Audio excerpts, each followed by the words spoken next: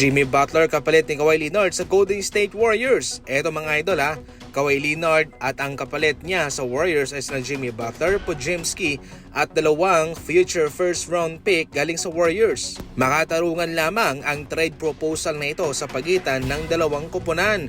Jimmy Butler, mayroong kakayahan pa ring makabuhat ng isang kupunan kung siya mismo yung bida sa kanyang team ay marami siyang nagagawa katulad nung siya'y nasa Miami Heat pa. Podziemski, future guard ng Clippers at dalawang first round pick kung tutuusin. Napakagalante ng Golden State Warriors sa trade na ito. Samantalang si Kawhi Leonard malaking sugal to para sa Warriors, pero kung sakaling magiging healthy lang siya all throughout the season ay malaki ang kanyang maitutulong. Nakita natin ang kanyang kakayahan sa mga nagdaang playoff. Kung healthy ay napapangunahan niya ang Clippers sa magandang posisyon.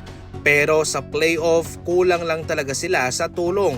Kaya kung sakaling magkakaroon ng positibong resulta, abatsak na magkakaroon po ng magandang kontribusyon si Kawhi para makabalik ang Warriors sa NBA Finals. Gayunpaman, high risk, high reward ang trade na ito mga idol. Ngunit ang malaking katanungan ay kung mag-workout ba itong chemistry ni Kawhi kay Stephen Curry, Draymond Green at kay Kristaps Porzingis. Yan po ang hindi po natin malalaman. Sa ibang balita naman, magdedemand ang kampo ni Jalen Duren ng nasa 30 million per season sa kanyang panibagong kontrata. Madaling sabihin, pero pag-iisipan po ng Pistons ang kanyang gustong halaga sapagkat sa playoff ay si Duren ang nagpahirap sa kanila. Sa regular season, halimaw ang kanyang kinakamada. Nasa double-double ang kanyang ina-average. Pero sa playoff mga idol ay binubuhat na siya ni Cade Cunningham.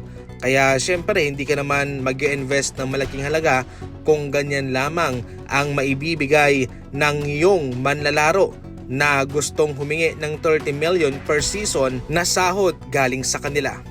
Sa ngayon palaisipan kung ano ang magiging tugon ng Pistons dito, kung sila ba'y magbibigay ng ganyang kalaking halaga o kanilang babalansehin ang tamang presyo para sa kanya, base lamang sa kanyang naaambag. Sa ating huling balita naman, do or die na ang laban sa Game 5 para sa Spurs at sa Knicks sa kanilang laban bukas sapagkat isang panalo pa ay magkakampyon na ang Knicks sa seasong ito.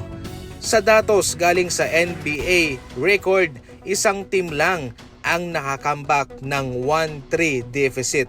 Yun po ang Cleveland Cavaliers way back 2016. Ngayon, ang Spurs, meron ba silang kakayahan? Definitely, ang Spurs lang po nakakalam dyan mga idol.